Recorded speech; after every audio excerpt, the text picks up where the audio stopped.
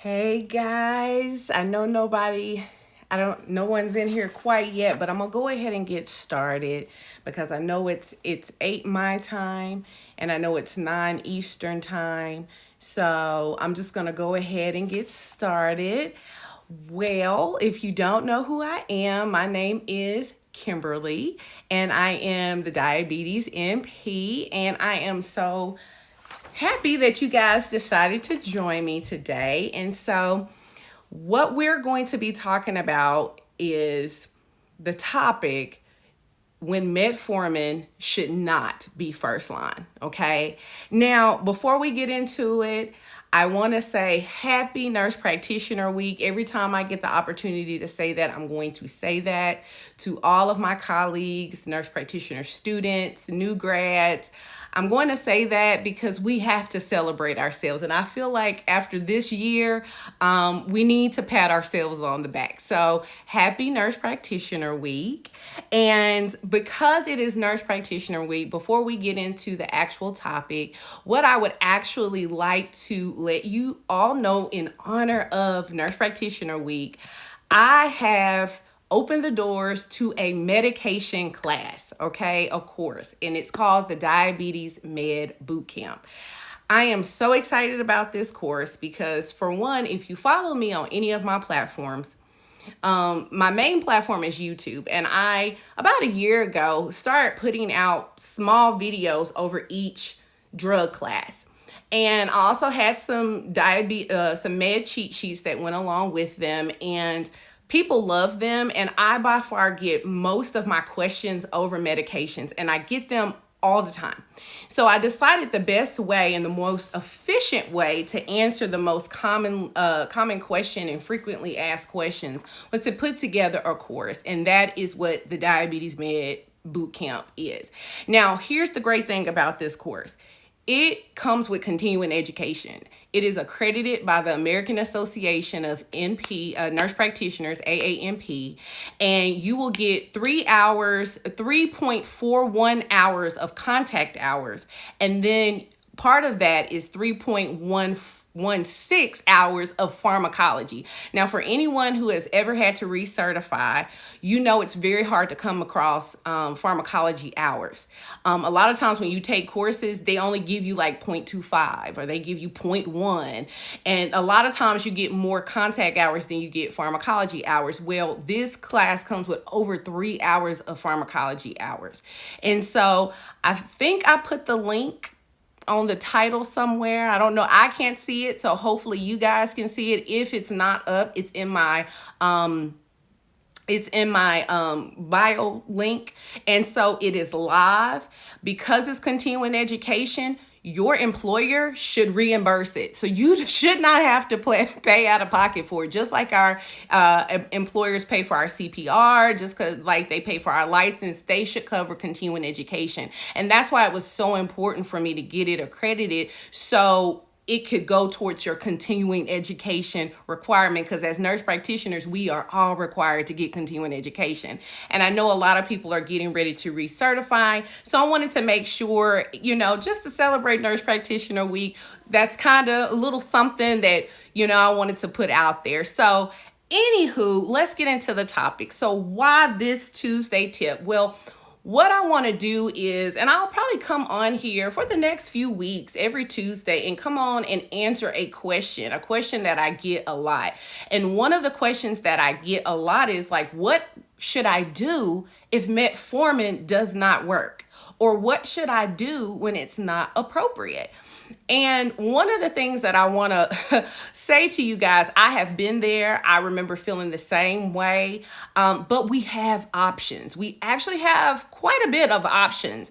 And so I have my little trusty notes here. And so we're just going to go through it. Okay. So as we all know, or maybe you don't, and so I'll let you know, we have about 2 algorithms that are at our fingertips as providers, okay? You have the American Association of Clinical Endocrinologists.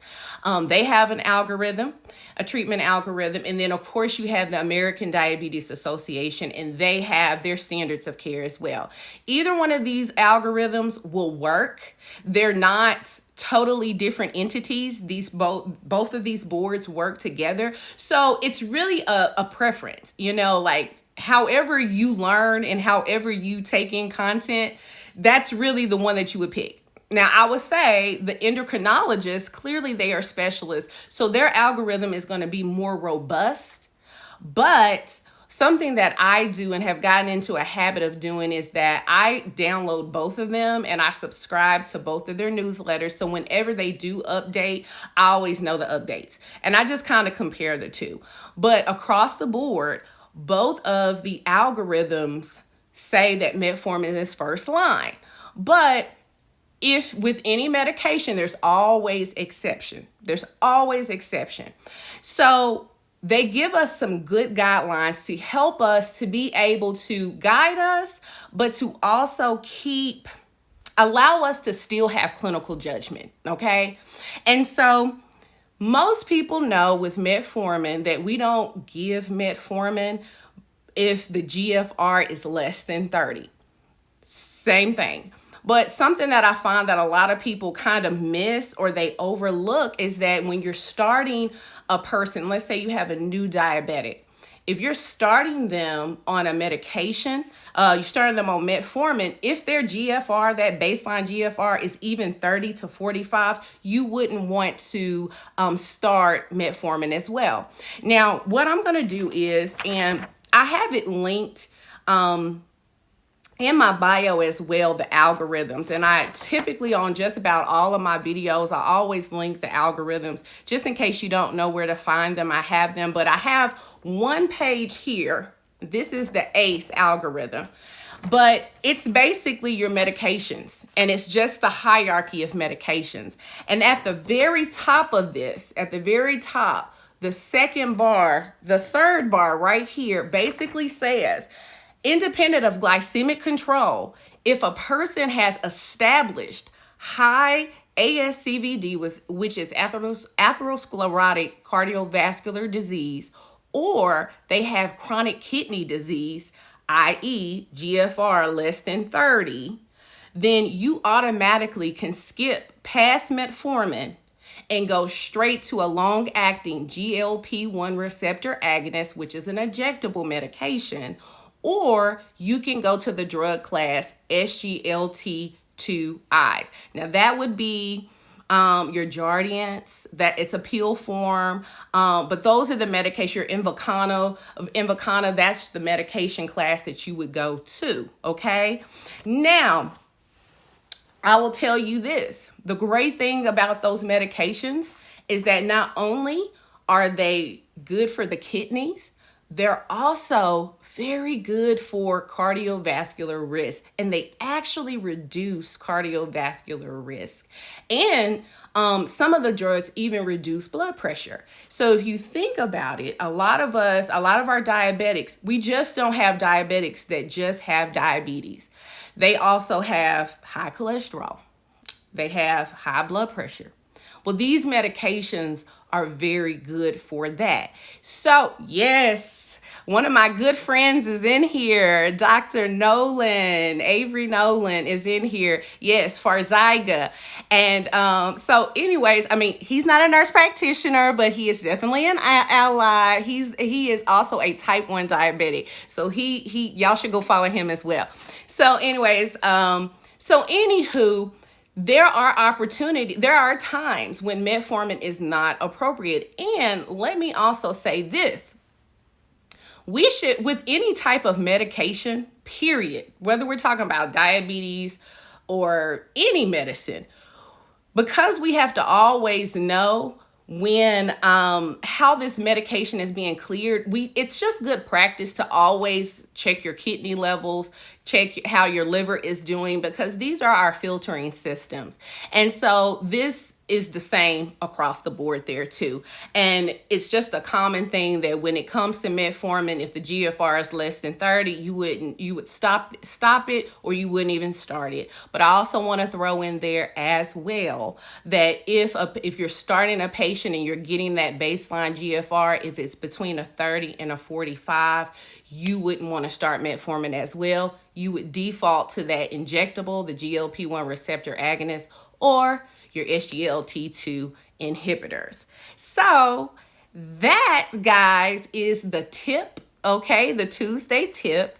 And again, for those who are coming in late, I will probably upload this on my YouTube channel because I see a lot of people are coming in a little later. And these are not meant to be very long, but just some quick tips for everybody because I get questions all the time. And so I want to be able to answer these questions. Come on here and just go ahead and just answer those questions for you. Again, I do want to say that today I launched my course for nurse practitioners, the Diabetes Med Bootcamp. It is covered, it has continuing education hours. So as nurse practitioners, we all need continuing education. Your employer should cover it, so you should not have to pay out of pocket for it. And you're going to get over 3 hours of contact hours and pharmacology hours. So anywho, thank y'all again. Happy Nurse Practitioner Week, and I will catch you on the next Tuesday tip. Bye.